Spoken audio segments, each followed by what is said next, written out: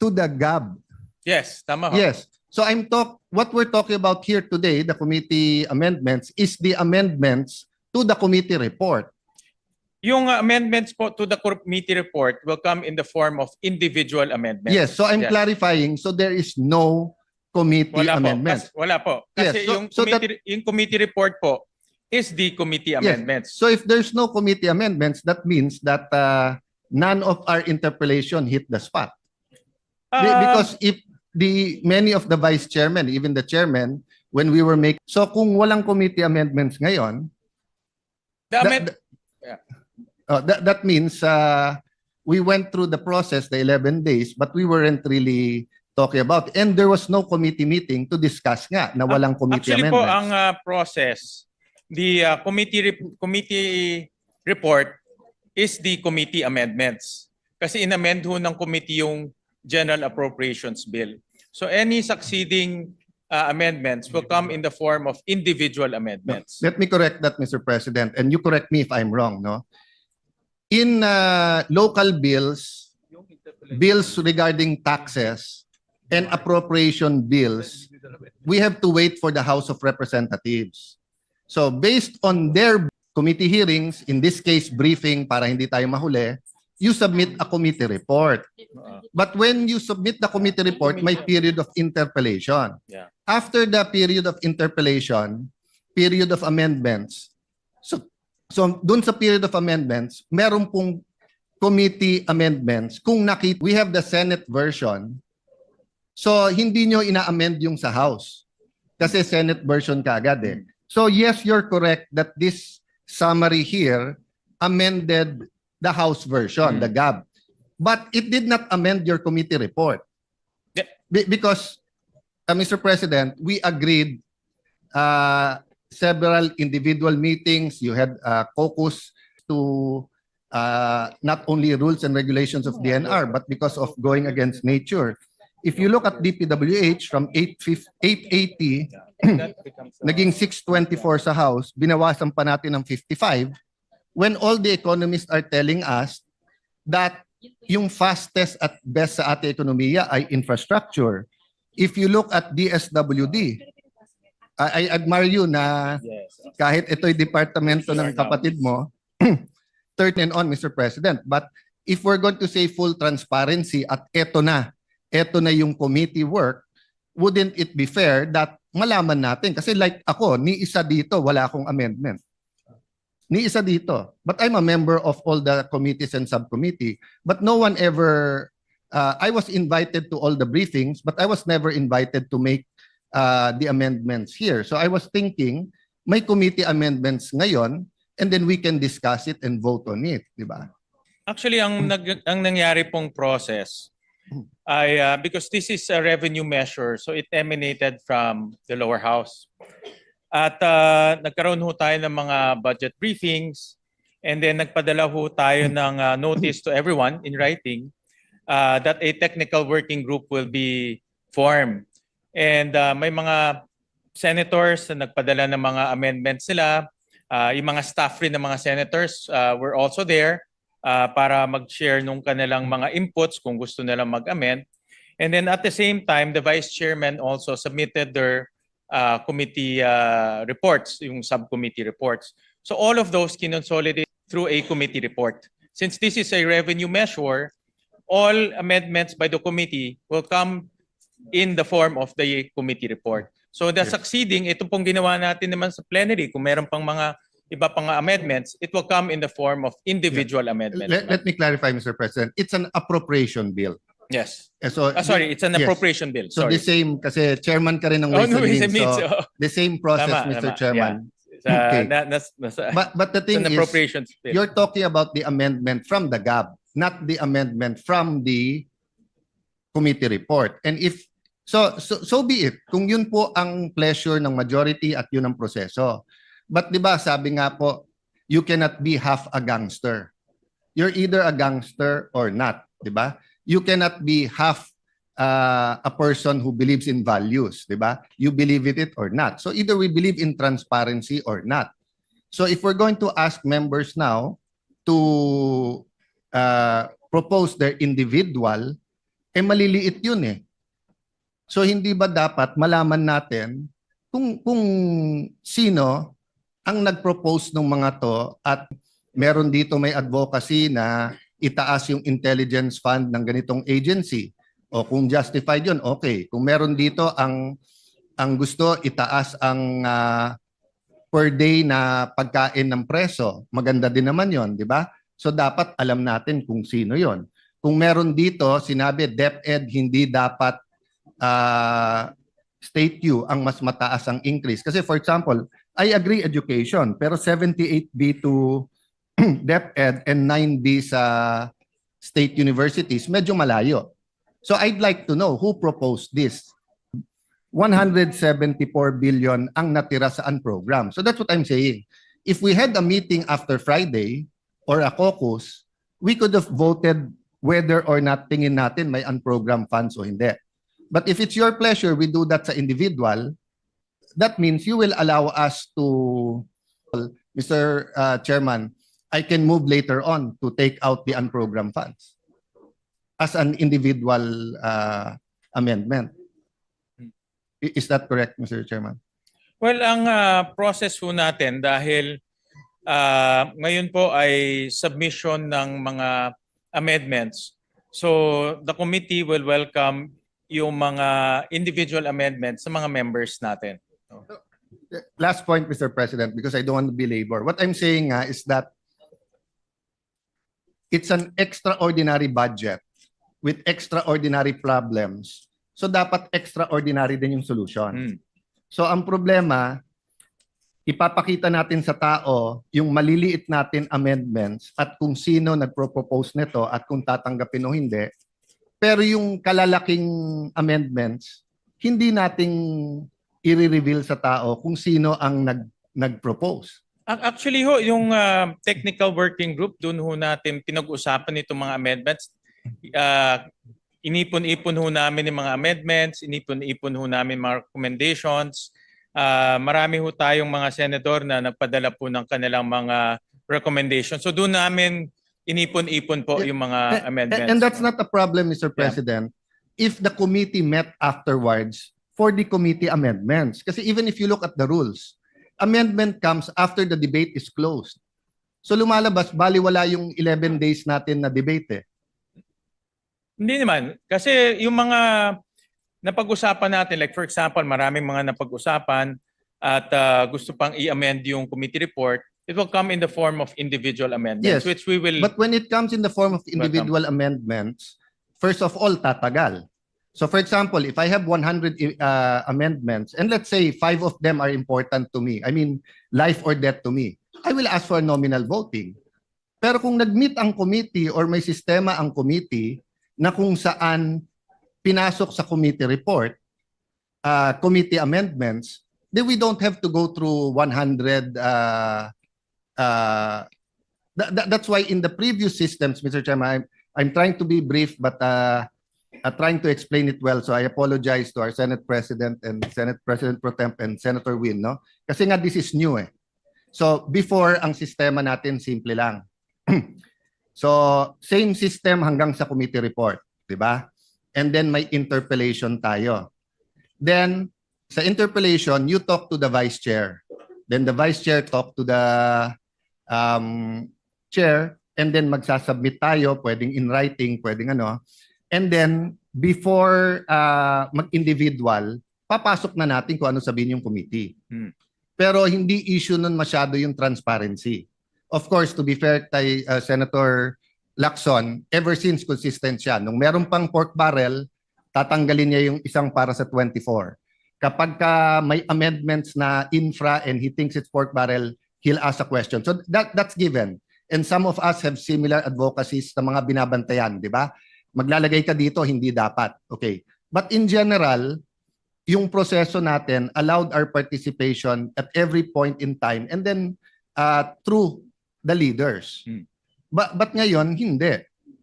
Kasi ngayon, I'm not saying it's a bad budget, but ngayon, we're basically passing exactly the same committee report before the debates, despite many, many good points sa debate. And then, walang committee amendments. So papasok na. So you will have to excuse us if many of us have dozens of individual. Kasi nung araw, because may give and take na doon sa vice chairman at sa chairman, yung mga institutional changes na pag-uusapan yan, whether caucus, meeting, or dito. Ngayon, hindi. Actually ho, dahil nagpadala ho kami ng official letter for a technical working group, the intention was really to lahat ng mga amendments doon na mapag-usapan. Para pagdating ho ng committee report, nandun na yung mga proposals ng ating mga senators. And this was not limited to the vice chairman. Lahat in-invite Yes, ho natin. Mr. Chairman, Yeah. but that was before the committee report and before the 11-day debates. Di ba? So after the 11-day debate, imposible naman na walang magandang punto. Yes, marami po. Maraming magandang punto pero hindi nagre-reflect sa budget. Dito na ho papasok pag present ng mga senators natin. Yes, usually pag dalawa kasi yung magandang punto eh. Yung parang barkada lang, kasama tayo, di pare maganda yan. Pero sorry, hindi namin tatanggapin. Di ba? Okay. Pero yung magandang punto na we all agree. Di ba? We all agree. So since we all agree, dapat palitan na yon. But let me yield first to former Senate President. He has on the same point daw may question daw po siya. With your permission, Mr. President. Before I recognize Senator Escudero, the distinguished minority there may have a valid issue, no? Except that the proposition that the 11-day period of interpellations will not serve its purpose is wrong, because the basis for our individual amendments precisely are our interpellations. Thank you. Senator Escudero is recognized. Mr. President, before that, that was why I asked a rhetorical question. Kasi kung individual lang, we could have gone straight. But that 11-day period, in my view, was to convince the other members na, oh, may consensus tayo dito. And I was hoping, pag may consensus on certain points, yung committee mag-amend. Why, Mr. President? Correct. Kasi pag yung committee nag-amend, malamang hindi matalo yon. Pero pag individual, baka matalo not because hindi maganda pero saan kukunin yung pera. But I think we agree, Mr. President. I'm just saying I think we're that, on the same page, except yes, that to say na pointless yung 11-day Yes. period of interpellations. I that's will not not an agree to that. assertion. That's a rhetorical question na kung Yeah, walang thank you. committee, does that mean? Thank you for Anyway, that clarification. Senator Escudero is recognized. Thank you, Mr. President. With the indulgence of Senator Cayetano, our minority floor leader, nakasanayan po kasi natin na kapag may mga punto para mabawasan na yung debate, minsan yung chairman na lang ang nagpo-propose through the period of individual amendments nung mga amendment na pinanukala nung nagdedebate. Pero ngayon, ang proseso na gusto ng ating ginagalangan chairman ng Committee on Finance, lahat padaanin na sa period of individual amendments, doon ipasok at dito niya pagpapasan kung tatanggapin niya o hindi. Tama po ba? At kung may contention, ayaw niya, pagbobotohan sa plenaryo. Pero ang tanong ko, nagalang-galang na chairman, in the interest of transparency, is it written in any portal who proposed the changes to the age gap in the committee report? I'll give you an example. Out of the blue, yung Cagayan State University, pinroposa ng 77 million na dagdag. Pero yung katabi niya sa rehiyon na yun, Batanes State College, wala. May I ask, who proposed the 77 million increase? Is that in any of the portals that we have right now? Again, in the interest of transparency. Actually, yung mga proposals, we took into consideration rin yung mga proposals ng mga agencies. Diba, as we always practice, mga agencies po magpapadala ho dito ng mga recommendations, what to increase, what to augment. So we consulted also with our vice chairman, we consulted also with the members through the technical working group. Kaya ho, nag-issue kami ng notice for the technical working group para doon natin mapag-usapan. In fact, si Senator JV was there, Senator Lauren was there, Your Honor, para mapag-usapan. is it your position that all of the proposed increases in the committee report were given by the agencies themselves? Halos lahat po. No. Halos lahat. All or not all? Halos lahat. What Halos about lahat. those that did not come from the agency? Kanino po nanggaling? Sino po ang proponent nun? May mga proponent po na galing po sa mga senators. Sino nga po at sino po ang nagpas? Sino yung proponent at sino yung nagpasya? Dahil yun po ang gagawin natin ngayon sa plenaryo, hindi po ba? Ipo-propose sa floor, pagpapasyahan po ninyo. Kung hindi agree, pwedeng pagbotohan. So pwede po bang malaman, nakalagay po ba sa mas kinasaang transparency portal na ginawa natin, isa sa mga unang resolusyong pinasa natin, kaugnay sa budget, kung sino nag-propose individually nitong mga ito? Halimbawa po, I'll just pick at random, Your Honor. Yung 1 million increase ng Bureau of Treasury, agency? Proposal? Yan po ay galing po sa unprogrammed funds at inilipat ho natin sa program. Proposal po ba yan ng agency? Proposal ho ng technical working group nung pinag-usapan ho. Ano pong pangalan at address ni TWG? I mean, again, we want transparency, Your Honor, right? So we have to put it on the record. Well, The whole changes involved in the committee report is about, according to you, 326 billion. So isn't it just proper and right that we know who the proponents are of these proposals? marami ho kasing mga proposals pinapadala ho sa amin in writing. In iba ho ay tinatry ho natin ma-accommodate by finding sources. So lahat naman ho yan in writing pinapadala ho Mr. sa... Chairman, ulitin ko po ulit. Mr. President, I'm sorry. Wala naman pong problema eh. Ang tanong ko po, nakasulat po ba yan sa mas kinasaang transparency portal na nilabas ninyo kung kanino nang galing yung mga proposal na nilagay sa committee report ng Committee on Finance at sino po yung nag-approve? Hindi po pwedeng, alam mo yun, komite, Nakuha po. Opo. So again, at random, I presume the increase in the I'm choosing at random, Your Honor, really. The increase in the office of the president. Same agency proposal? Or Agency proposal ho yun. Agency the increase in the OVP? The restoration ho yan sa NEP.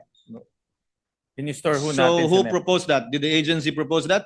Actually, may proposal ho si Senator Go doon sa restoration of the NEP. In fact, he proposed to even add more. No, that's the point I'm driving at, Your Honor. Again, given So all the of point, this naman ho, mayroong mga records na pinapadala ho. I agree, Mr. President. Compile naman namin. I agree, Mr. President. But And again, then, during the technical working group, we go line by line also. Lahat po ng mga items, line by line.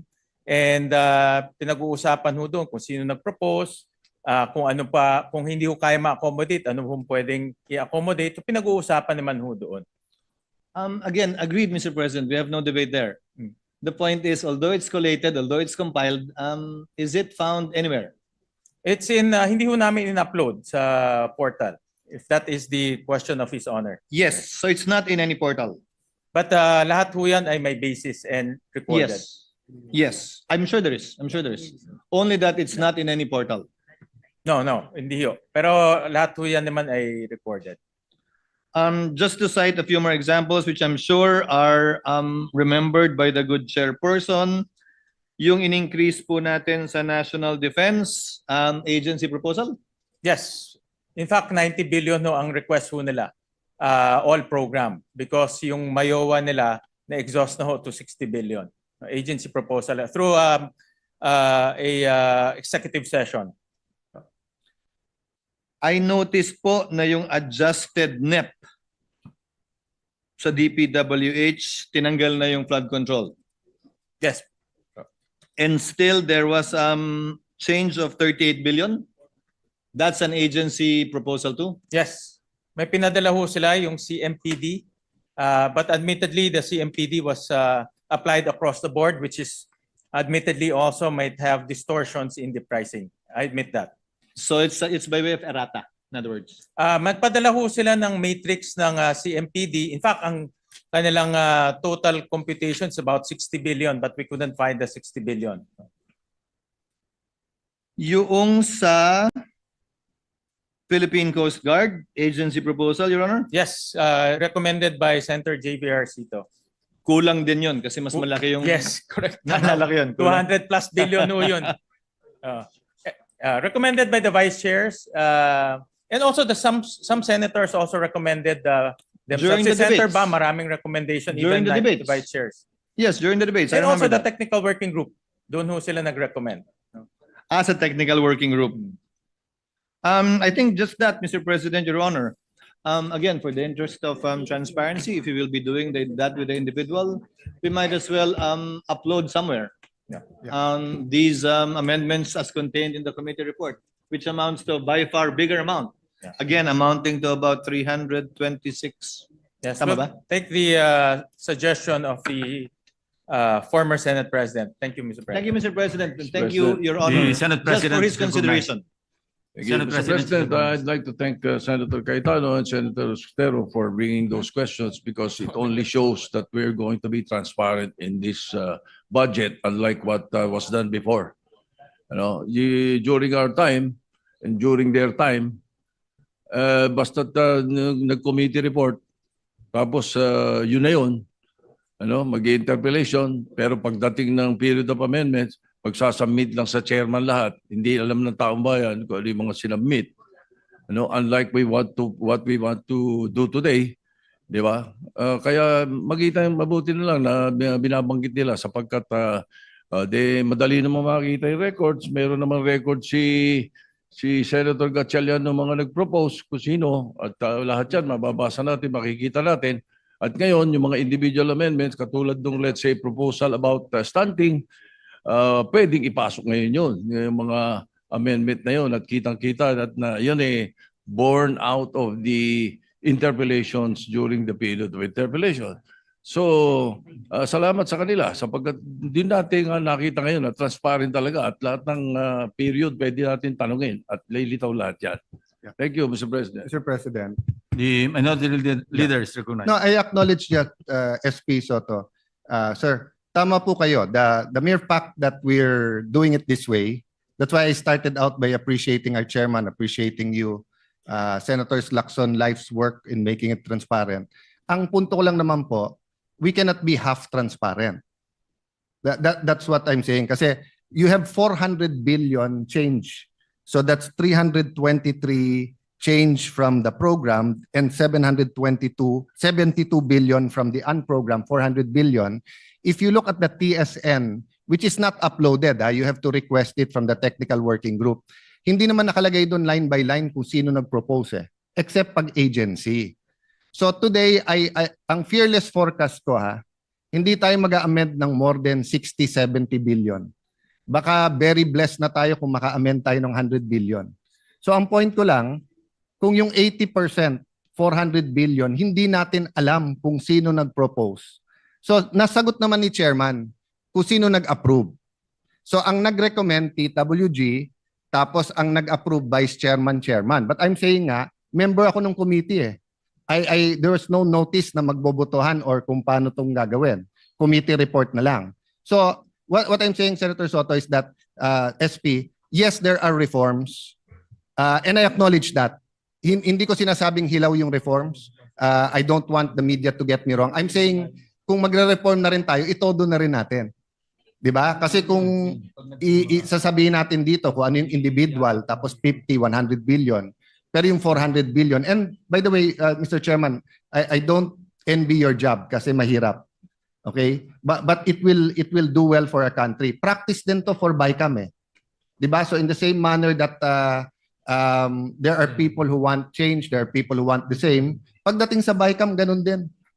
'Di ba? So in another world, if I move, bumalik tayo sa NEP at yung nagpalit ng 400 billion, isa-isang tumayo at magsabi, then they justify. Then we have complete transparency. Of course, I won't do that because I don't want to reverse the work you've done for not only 20 days since you sponsored, but before that,